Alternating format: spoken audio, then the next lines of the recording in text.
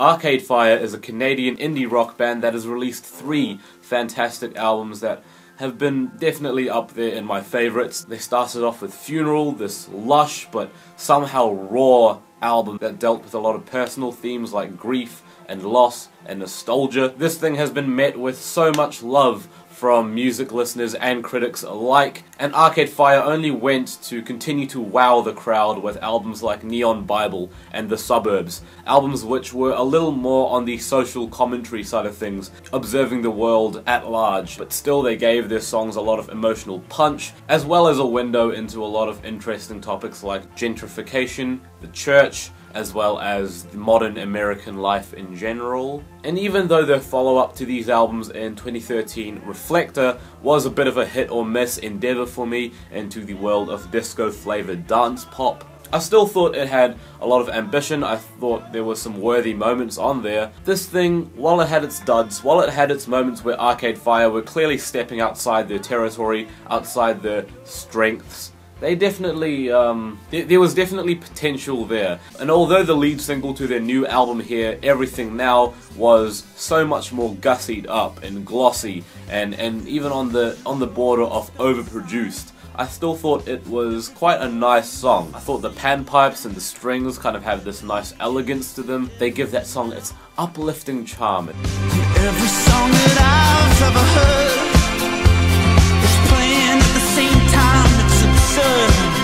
I thought that it was a decent single, however, listening to the full album now, it's probably the best track on here, which is a bit of a shame, because I thought there was still room for improvement in terms of this track. It did feel a little bit like a cheesy attempt at recapturing that ABBA era of pop music. But still, I had my optimism, so I went into this album with an open mind and hoping that Arcade Fire would deliver at least a decent dance pop album.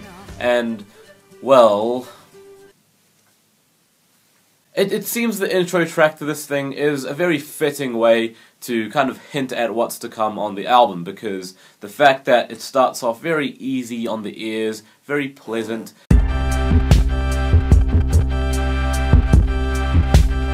and then suddenly bursts into this massive explosion of cluttered, muffled, incoherent noise. It's kind of a microcosm for the rest of the album. The title track was worthy, and Signs of Life was kind of decent. But it wasn't awful, it was just slightly underwhelming. I thought the groove was nice. It seemed a lot like Arcade Fire, trying to pull off something that maybe Chick Chick Chick would do. I thought that this was perhaps just maybe one of the weaker tracks on here. And they would probably blossom elsewhere on the album. But no, things actually take quite the dismal nosedive here. Creature Comfort displays, again, a really nice groove, and actually had a lot of potential considering its very heavy, serious subject matter. But for one, the mixing on this track, very muffled. You have different layers and melodies on this track playing at different volumes, and the way the lyrics are written are just so blatant and unsubtle, they completely lack any semblance of subtlety or artfulness in the way they cover topics like suicide and self-loathing. Sing God, make me famous. If you can, just make it painless. Just make it painless. I just think the way that this track frames those subject matters is just a little bit tasteless considering the sugary, upbeat, vibrant sort of instrumental this track takes on. It makes this track, and I'm sure this wasn't meant to be the case, it makes that track sound a lot like a celebration of that subject matter as opposed to something that's trying to raise some kind of consciousness towards it.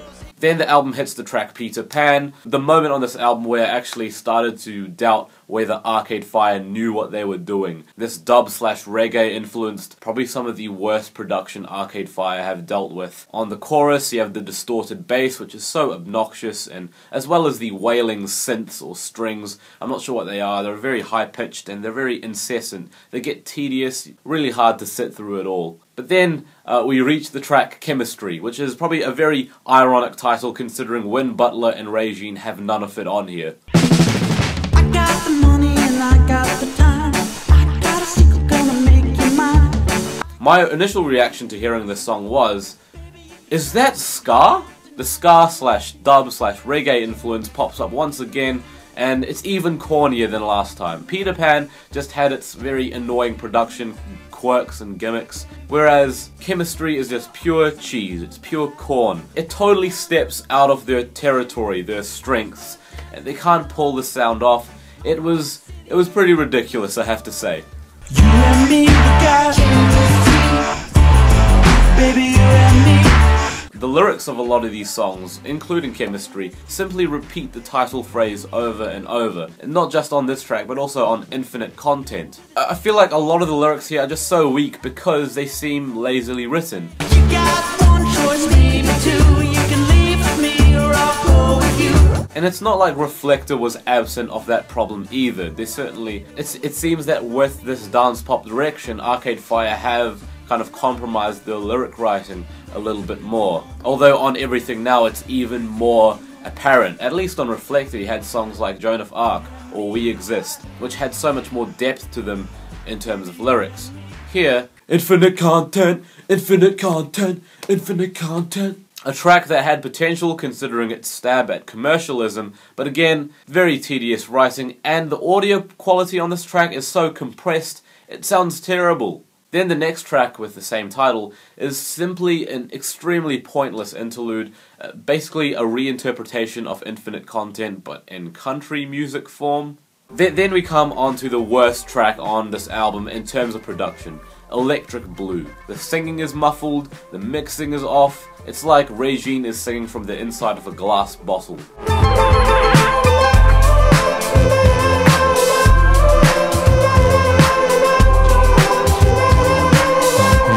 Basically, from this point onwards, this album has already dipped into its worst lows, so most of what happens from here on out is kind of slightly better in comparison, but not much better.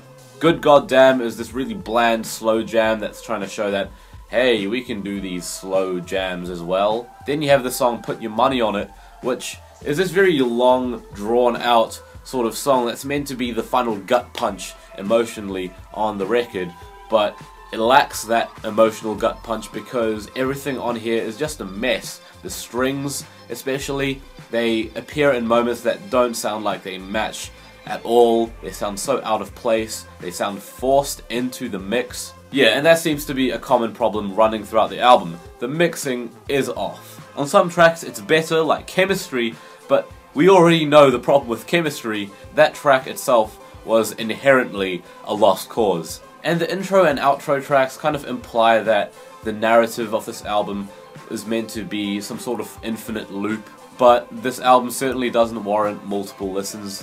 I think this was such a shame considering Arcade Fire had the artfulness, at least way back then, to pull this sort of dance pop stuff off. They even did it quite a lot on Reflektor, even though that was kind of a hit or miss album, there was still potential there. And on Everything Now they haven't capped on that potential at all.